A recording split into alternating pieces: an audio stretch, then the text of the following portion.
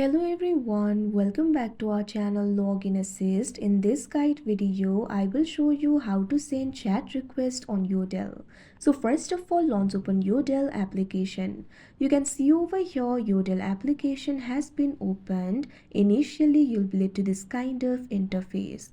Over here, you'll be able to find various posts. So if you would like to send the chat request, what you have to do is simply find the post of the user that you would like to send the chat request to.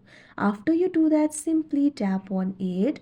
Now you can see over here it will be opened. Now if you want to send the chat request, what you have to do is simply tap on their profile that you can see at the top left corner of your screen. Now after you do that, you'll be able to see their profile over here. Tap on this option chat request that you can see on the screen.